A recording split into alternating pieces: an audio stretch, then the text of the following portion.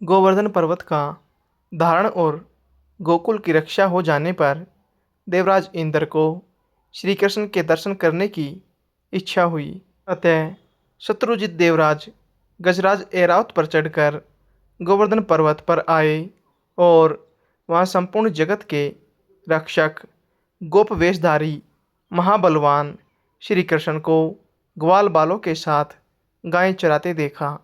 उन्होंने यह भी देखा कि पश्चिम श्रेष्ठ गरुड़ ऐदृश्य भाव से उनके ऊपर रहकर अपने पंखों से उनकी छाया कर रहे हैं।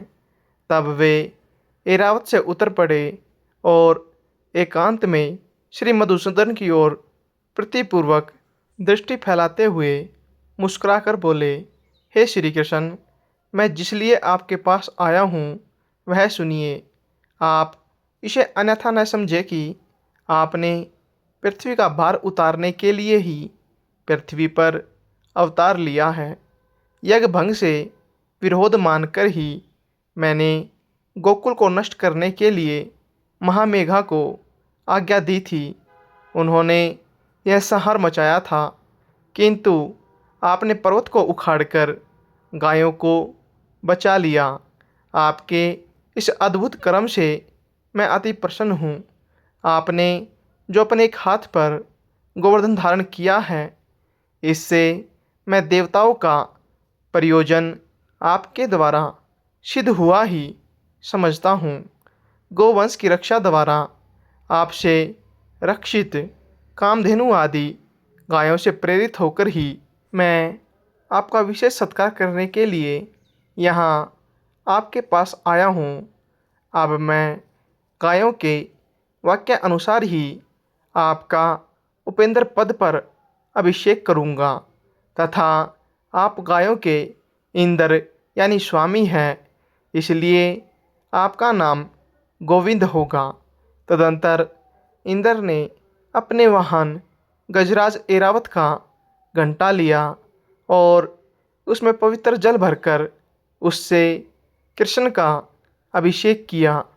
श्री कृष्ण का अभिषेक होते समय गायों ने तुरंत ही अपने सतनों से टपकते हुए दूध से पृथ्वी को भिगो दिया। इस प्रकार गायों के कथन अनुसार श्री जनार्दन को उपेंद्र पद अभिषिक्त कर सचिपति इंद्र ने पुनः प्रीति और विनयपूर्वक कहा, हे महाभाग, यह तो मैंने गायों का वचन पूरा किया। अब पृथ्वी का भार उतारने की इच्छा से मैं आपसे जो कुछ और निवेदन करता हूँ वह भी सुनिए। अर्जुन नामक मेरे अंश ने पृथ्वी पर अवतार लिया है। आप कृपा करके उसकी सर्वदा रक्षा करें।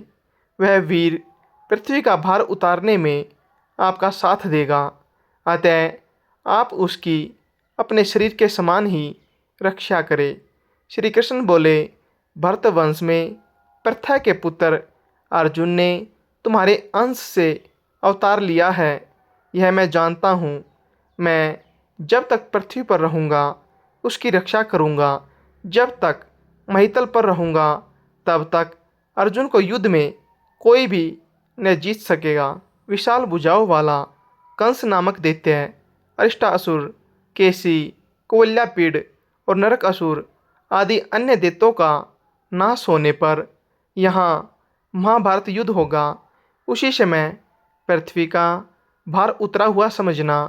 अब तुम प्रसन्नतापूर्वक जाओ। अपने पुत्र अर्जुन के लिए तुम किसी प्रकार की चिंता मत करो।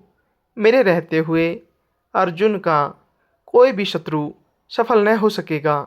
अर्जुन के लिए ही मैं महाभारत के अंत में युधिष्ठिर आदि समस्त पांडवों को अक्षत शरीर से कुंती को दूंगा। श्री कृष्ण के ऐसा कहने पर देवराज इंद्र उसका आलिंगन कर ऐरावत हाथी पर आरूढ़ हो स्वर्ग को चले गए। तदंतर कृष्ण भी गोपियों के दृष्टिपात से पवित्र हुए मार्ग द्वारा गोप कुमारों और गायों के साथ ब्रज को लौट आए।